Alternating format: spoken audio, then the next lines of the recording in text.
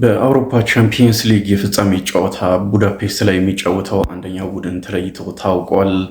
አርሰናል ነው። ትናንትና በኤሚሬትስ አትሌቲኮ ማድሪድን 1-0 በሆነ ውጤት አሸንፎ ከ20 ዓመታት በኋላ የአውሮፓ ቻምፒየንስ ሊግ የፍጻሜ ተፋላሚ መሆኑን አረጋግጠዋል። ቡካዮ ሳካ ብቸኛውን ጎል አስቆጥሯል። ትናንትና ከስቴዲየሙ ድባብ ጀምሮ በጣም የሚያስደንቅ ነበረ። ቡካዮ ሳካ እና ሌሎችም ተጫዋቾች ሚኬል አርቴታ ራሱም ከጨዋታው በኋላ እንደዚህ አይነት ድባብ ኤሚሬትስ ላይ ተመልክቼ አላቅም ብለዋል። ሁሉም በጣም የሚያስደንቅ ድባብ ነበር የነበረው።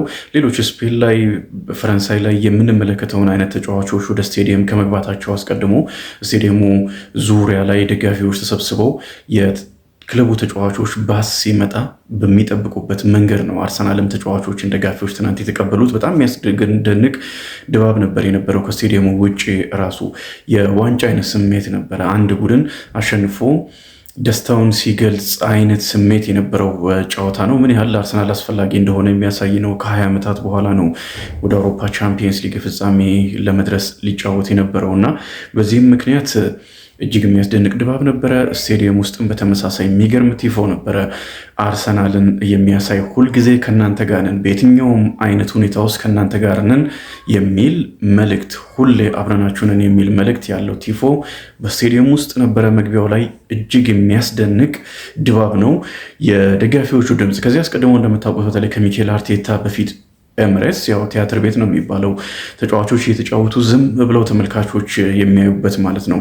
የተወሰኑ ቦታዎች ላይ ብቻ ነው የአርሰናል ደጋፊዎች እስከ መጨረሻ ድረስ ደጋፊዎችን የሚያበረታቱት። አሁን ምናልባት ወጣት ደጋፊዎች በኤሚሬትስ መብዛታቸውን ተከትሎ እያንዳንዱ ጨዋታ ላይ የደጋፊው ድምፅ በጉልህ ይሰማልና ትናንትናም ይሄ ነበረ። ከመጀመሪያው ጀምሮ እጅግ ለተጋጣሚ ተጫዋቾች ልብን በሚያረድ ሁኔታ ደጋፊዎች ድምፃቸውን ከፍ አድርገው ነበረ ሲዘምሩ የነበሩት። በዚህም ምክንያት በጣም ተዋጥቶላቸዋል።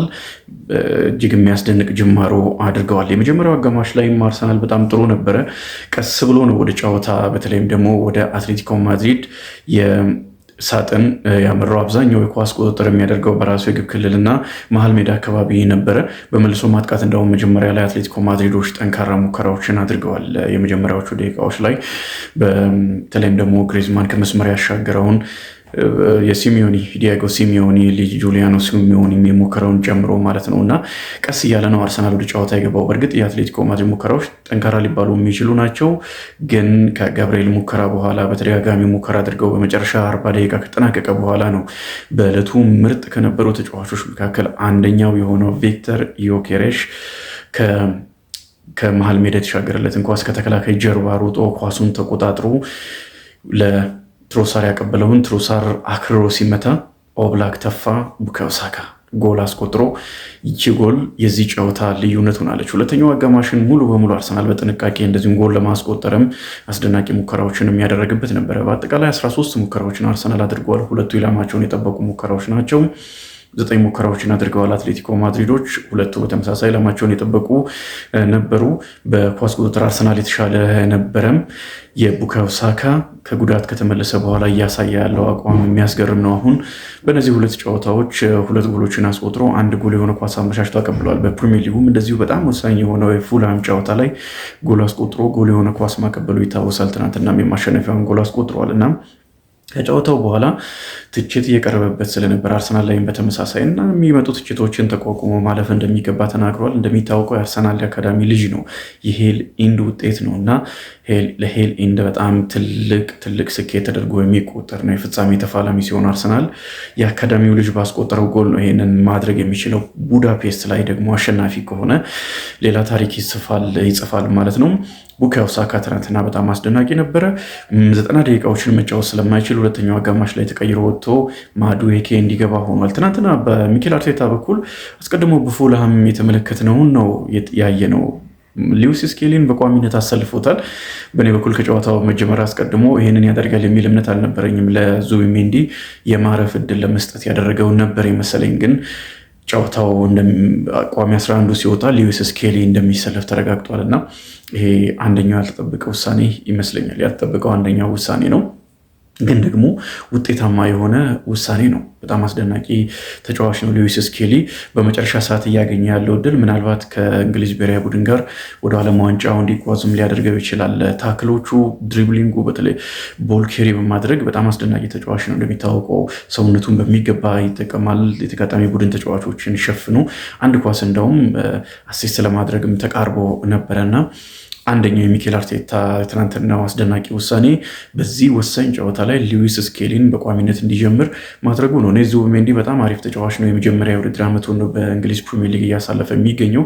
ከስፔን አንጻር በጣም ፊዚካል የሆነ ሊግ፣ ብዙ ሩጫ ያለበት ሊግ እንደሆነ ይታወቃል የእንግሊዝ ፕሪሚየር ሊግ እና የመጀመሪያ ዓመቱ ላይ ብዙ ደቂቃዎችን ተጫውቷል እና ማረፉ በጣም አሪፍ ነው። ግን እኔ በጣም የመቸኝ ተጫዋች ነው ሉዊስ ስኬሊ ትናንትና የእሱን ቦታ ተክቶ ነው የገባው እና ትልቅ ክፍተት መሸፈን ነበረበት። ያንን በሚገባ አድርጓል። ልክ እንደ ፉልሃሙ ጨዋታ ሁሉ ትናንትናም ለእኔ በጣም ጥሩ ነበረ። ሉዊስ ስኬሊ የቡድኑን ሚዛን በመጠበቅ ተሳክቶለታል።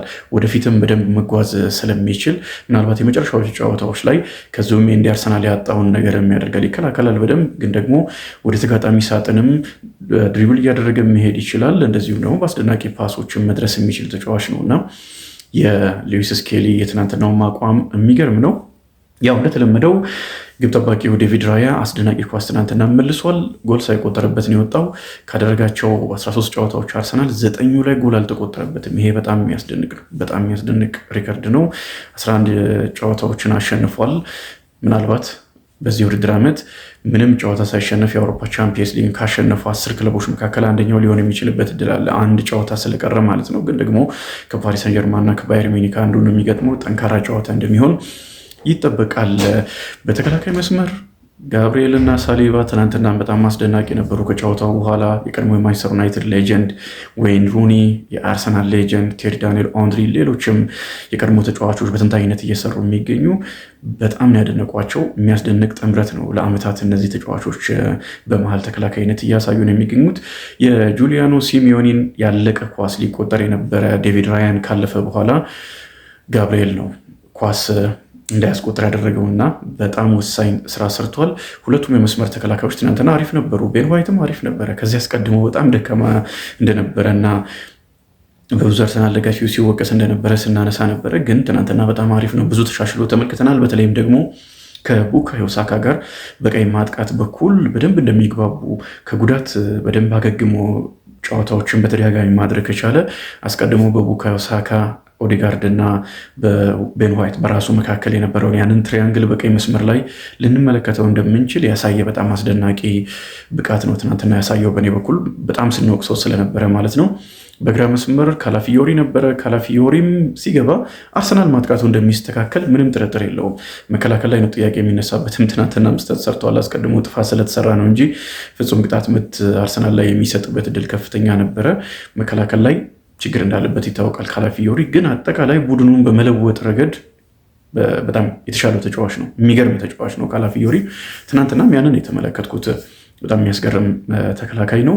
አማካይ ስፍራ ላይ ዴክላን ራይስ የጨዋታው ኮከብ ነው። ብዙ ኳሶችን በመንጠቅ የተሳኩ ፓሶችን በማድረግ ብዙ ኳሶችን ወደ ሳጥን በመላክም በጣም የሚያስደንቅ ጨዋታ ነው ያደረገው ዴክላን ራይስ። የጨዋታው ኮከብ ተብሏል። ከእሱ ጋር አብሮ የተሰለፈው ኤዜ ተቀይሮ እስኪወጣ ድረስ በእኔ በኩል ጥሩ ነው። እነዛን ከተከላካይ ጀርባ የሚጥላቸውን አስደናቂ ፓሶችን ከሱ የምንጠብቀውን አይነት ፓሶች ባንመለከትም ግን ጥሩ ነበረ። ሉዊስ ስኬሊ ነው ሌላኛው፣ ቅድም አንስተነዋል። በጣም ሌላ የሚያስደንቅ ተጫዋች። ፊት መስመር ላይ በግራ መስመር በኩል ትሮሳ በዚህ የውድድር ዓመት እየጨረሰ ነው አስብሎ ነበረ። በተለይ ያለፈው ወር ላይ ግን በድጋሚ ተነስቷል። አሁን የሚያስገርም አቋም ነው ያሳ። ትናንትና በጣም አሪፍ ነበረ። መከላከሉንም ባላንስ የሚያደርግበት ወደኋላ ተመልሶ ሚኬል አርቴታ ማርቲኔሊን የሚያስቀድምባቸው ጨዋታዎች ላይ ማርቲኔሊ ወደኋላ ተመልሶ በደንብ ስለሚከላከል ነው። በማጥቃቱ ትሮሳ የተሻለ ቢሆንም ጥንቃቄ ማድረግ ሲፈልግ አርሰናል ሚኬል አርቴታ ማርቲኔሊን ያስገባል። በጣም ምርጡ በአውሮፓ ከሚገኙ የመስመር አጥቂዎች ግን ወደኋላ ተመልሰው ከሚከላከሉ ምርጡ ተጫዋች ነው ማርቲኔሊ። ግን ደግሞ ትሮሳ ሲገባ ማጥቃቱ ላይም በጣም አስገራሚ የተሻለ ነው ከማርቲኔሊ። በኔ እይታ ደግሞ መከላከሉን ከፍ ካደረገ በቋሚነት መጫወት ይችላል። ትናንትና ያንን አሳይቶናል። ጎሉም ሲቆጠር እሱ ነው አክርሮ መጥቶ ኦብላክ የመለሰውን ቡካዮ ሳካ ያስቆጠረው። ቡካዮ ሳካ በቀኝ መስመር በኩል ሌላ፣ በምሽቱ በደንብ ሊወራለት የሚገባው ተጫዋች ቪክተር ዮኬሬሽ ነው።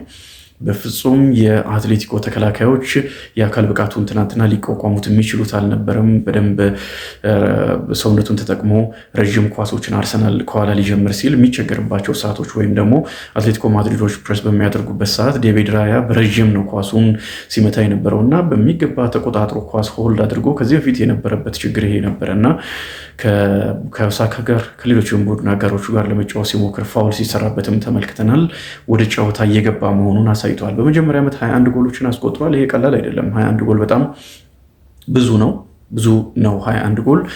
ትናንትና የጨዋታው እኮ ነበረ ቴሪ ዳንኤል ኦንሪ በጣም ብዙ ነገር ብለዋል። ከዚህ አስቀድሞ ስንተቸው ነበረ። ዛሬ ደግሞ በጣም አሪፍ ነው። እያንዳንዱን የቪክተር ዮኬሬሽን እንቅስቃሴ እያሳየ ሲቢኤስ ላይ ሲያደንቀው ነበረ። የመጀመሪያው ነገር ኳሱ በረዥም ሲላክ ኳሱ ከመምጣቱ በፊት ተከላካዮችን መጀመሪያ ገድበው የሚይዝበት መንገድ እና ኳሱን በነፃነት የሚቆጣጠርበት መንገድ የአንድ ትልቅ ተጫዋች አጥቂ ባህሪ ነው በሚል ሲያደንቀው ነበር። ይህንን ደግሞ አንድ ጊዜ ወይም ሁለት ጊዜ ብቻ አይደለም ያደረገው፣ 4፣ 5፣ 6 ጊዜ ነው ይህንን በሜዳ ላይ ሲያደርግ የነበረው። ተከላካዮች እንዳይረጋጉም አድርጓቸዋል። እሱን ለመያዝ 2-3 ተጫዋቾች ሲመጡ እድሎችም ተገኝተው ነበረ። እንደውም አርሰናል ጎሎችን ያስቆጥር ነበረ። በእርግጥ በጨዋታው ላይ አንድ ጎል ማስቆጠር የሚችልበትን ግልጽ እድል አባክኗል። በጨዋታው ላይ ግን በአጠቃላይ በጣም ምርጥ ነበረ። በመጀመሪያው ዓመት 21 ጎሎችን አስቆጥሯል። በአጠቃላይ 25 ጎሎች ላይ ተሳትፏል እና አርሰናል ከፕሪሚየር ሊጉ እና ከቻምፒየንስ ሊጉ አንዱን ዋንጫ የሚያሸንፍ ከሆነ በርግጠኝነት ከምርጥ ዝውውሮች መካከል አንደኛው ይሆናል። በኔ እይታ ቪክተር ዮኬሬሽ አርሰናል በፓሪስ ነበረ የመጨረሻው 2006 ላይ የአውሮፓ ቻምፒየንስ ሊግ ለመጀመሪያ ጊዜ ፍጻሜ የተገኘበትን ጨዋታ ያደረገው። እንደምታስታውሱት ሌይማን በቀይ ካርድ ወጥቶ አስቀድሞ ግን በካምቤል አማካይነት ጎል አስቆጥሮ አርሰናል ሲመራ ቆይቶ በመጨረሻ ኢቶና ቤላይቴ ባስቆጠሩት ጎል ባርሴሎና 2-1 አሸንፎ አርሰናል ዋንጫውን አጥቶ ነበረ። ከዛ ቁጭት በኋላ ነው ትናንትና አርሰናል ከ20 ዓመታት በኋላ የፍጻሜ ተፋላሚ መሆኑን ያረጋገጠው። ለሁለተኛ ጊዜ ነው በታሪኩ። ሚኬል አርቴታ ያለፉት 3 ዓመታት ቻምፒየንስ ሊግ ጉዞ በጣም የሚገርም ነው። የመጀመሪያው ከ3 ዓመት በፊት የነበረው ላይ የሩብ ፍጻሜ ተፋላሚ ነበረ። አምና የግማሽ ፍጻሜ፣ አሁን ደግሞ የፍጻሜ ተፋላሚ። እድገቱ በግልጽ የሚታይ ቡድን ነው አርቴታ የገነባው። ቡካዮ ሳካ ሲቢኤስ ላይ ቀርቦ ነበረ ከጨዋታው በኋላ እና ቴሪ ዳንኤል ኦንሪ ያለው አንድ ነገር በጣም የሚገርም ነው። እኛ ቻምፒየንስ ሊግን ማሸነፍ አልቻልንም ፍጻሜ ደርሰን፣ እኛ ደግሞ በጣም የሚያስደንቅ ታሪክ ሰርተናል፣ ኢንቪንሲብልስ የሚል መጠሪያ አግኝተናል።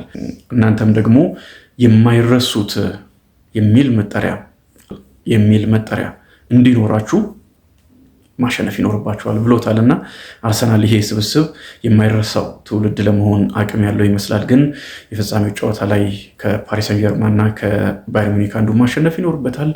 የሚኬል አርቴታ ደስታ እጅግ የሚገርም ነበረ። ከጨዋታው በኋላ አንዳንዶች አርሰናሎች ፍጻሜ መድረሳቸውን ካረጋገጡ በኋላ ደስታቸውን ከልክ በላይ ገልጸዋል በሚል እየተቹ ይገኛሉ። ግን አርሰናል በቻምፒየንስ ሊግ ትልቅ ቡድን ቢሆንም ብዙ ጨዋታዎችን አድርገው ዋንጫ የቻምፒየንስ ሊግ ያላሸነፈ ቡድን ቢሆንም እንደዚህ አይነት ጨዋታዎችን ማሸነፍ ደስታ ያስፈልጋል። ግን ደግሞ በሚቀጥለው ቀን ወደ ስራ መግባት ነው የሚጠበቀውና ደስታቸው መግለጣቸው ትክክል ነው ብዬ ነው የማስበው። ሚኬል አርቴታ ሁሉን አድንቋል። የሚገባው ቦታ ላይ እንደተገኘ ይሰማኛል። አርሰናል የፍጻሜ ተፋላሚ ሆኗል። ዛሬ ባየር ሙኒክ ከፓሪስ ሰን ጀርማን ተጠባቂው ጨዋታ ማን የፍጻሜ ተፋላሚ ይሆናል? እስቲ ኮሜንት ላይ አሳውቁ።